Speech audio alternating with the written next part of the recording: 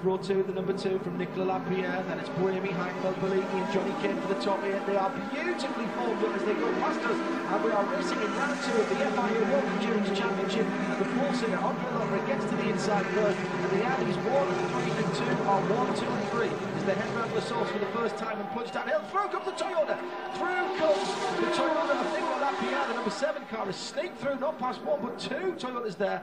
For a moment there were, I'm sure, 1, 2, 3 Audis, and in fact the second Toyota's gone through as well, so it's Audi, Toyota, Audi, Toyota, Audi as they sit at the moment, and the number 1 car has been shuffled back to 3rd position now, so it did not manage to hold on to the inside as they go down to Le Combe for the first time, and the rebellion right on the back of it as well. It's the number 2 Audi of Luc Duval then that leads from Lapierre, from Marc Genet, from Boemi, and Lottery shuffling all the way down to 5th position. Isn't it interesting that because the cars are so close at the moment, then we're seeing their relative advantages and disadvantages playing out right in front of our eyes, as it were.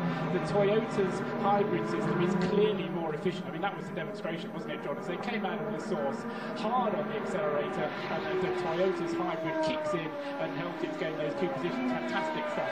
And also we saw them going up the Kemmel straight towards Lake Pool for the first time, which is the way in which the lower downforce cars, the number 7 and the number 3, the 7 Toyota and the number 3 Audi, were able to use their advantage as well. So in Loic Duval, you kind of got the best of the compromise, as it were, and he's now making good his escape as they turn back through, marching on back onto the old part of the circuit now, heading back home. I remember talking about Martin Brundle earlier on. Martin Brundle coined the phrase that something about Spa is it's really a circuit where you go somewhere and then go somewhere else and then you come back home.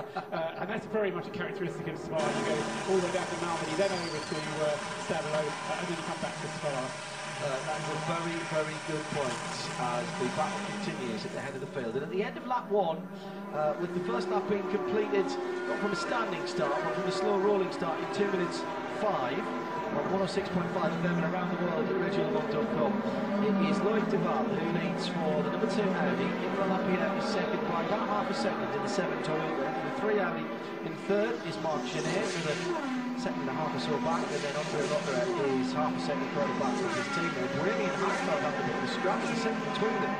At the moment, the 8 and the 12, and then it's Belini in the 13 Toyota. In the GT categories, Rob Bell from pole position leads the Pro GT category. From in 2nd place, Tony Villagé, then Jimmy Boemi, 19 and 71 and 51, Aston Ferrari. Darren Turner in the 97 car in 4th position. In AM, it's Alan Simonson from pole in the 95 car, as Fabien Gillois, the 28 car, is dropping down the field. I actually can't remember where that car was on the grid. Nick Damon might be able to tell me. It is 95, 81 and 96. Jamie Campbell-Walter in 3rd. Nick? Yeah, when he started in last,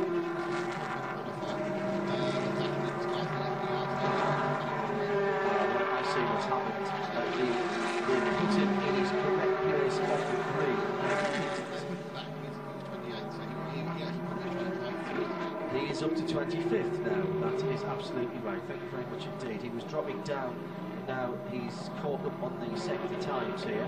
Thank you, Nick. Well reminded. As the battle for the positions in GT AM begins to get interesting with Marocelli and Simonson, the 95 and 81. You can't miss that Starworks number 81 car, bright orange with the black racing stripes, and they are battling at the back of the pro field. First of the amateur class though, nothing between them at the moment as the leaders come round to complete lap number 3. The fastest lap that we've had round here by a sports car, I think, was in 2010 by a Peugeot at about 1:57.4, and we're down to a 2:01.8 for Loic Duval this time around.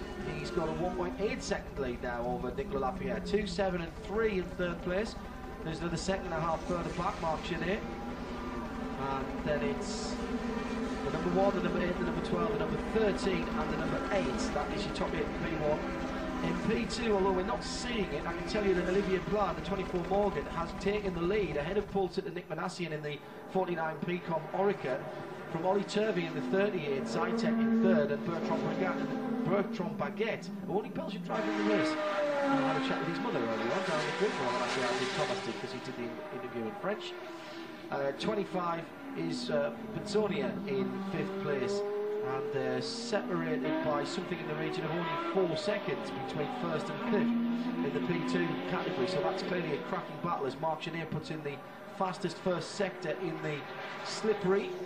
Slippery went dry and wet. Number 3, 34.8, cracking over 305, almost 106 kilometres an hour early in the week, just over 191 miles an hour.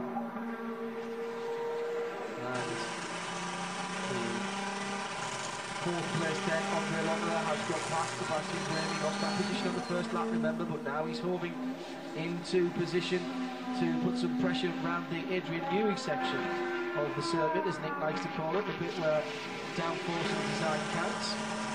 He's just come to the end of that, now heading up towards Stavelot, and his teammate, the number 3 car, Marc Genet, just gently stretches away, and then round the corner he has to. I'm not sure that's flat for the 3 car through there, if I'm honest. Down in the braking area for the chicane, and a massive amount of ground made up by Andre Lotterer as we come round to complete lap number 3. Yeah, this is the time where you've got to kind of pick your moment, haven't you? When you've got a car which is faster in certain parts of the circuit but slower in others, and overtaking isn't so simple because the comparison isn't so different. But you're going to feel that you're losing overall lap time, and Andre Lotterer will be very keen to make amends for this, I suspect. Sebastian Buemi in the number 8 Toyota, down in 5th place at the moment. Oh, there's the replay. It was the number 1 car went way too deep into La Source and went all 4 wheels up onto the AstroTurf, through drove his teammate and one of the Toyotas, and then the second teammate on the right hand side. In just a moment's time, you're going to see the 8 car of Buemi sticking his nose in as they go into La Source. That was actually a lot braver than I realised. Yes, I mean, it's very tight, isn't it, round there? And I suspect Andre just was caught out by tyres that weren't quite worn enough. These tyres, of course, will be part used, having been used in the interrupted qualifying session yesterday. But nevertheless, still good enough for the first stint, which will probably be around 22 laps, maybe 21 laps, depending on just how much fuel those Audis end up using. Fastest lap thus far by Loic Duval, improving on both of his laps now, down to a 2 minutes 1.826, having done his first flying lap, having come out of the pits in 2 minutes 1.848. So continuing to improve and making the most, of course, of having a clear track ahead of him, because Spa being a little bit longer than your average circuit means it takes longer before you catch up with the slower cars. That is a fair point, and nicely presented, Mr. Truswell. Paul Truswell, John Hancock, Nick Damon in the car right this side. Oh, and the number 3 Audi goes very, very wide there at the first part of the chicane. Marc Genet missed his braking point by a company mile. Audi number 3, Apex Audi number 3. I'm not sure you've been introduced. And a big lock-up as well by Nicolas Lapierre ahead of the internecine battle between the 3 and the 1 Audi, which is going around La Source now and plunges down past the old pits. But this is where the number 3 car should have the advantage. Slippery, longer tail, 5.4 inches, making all the difference.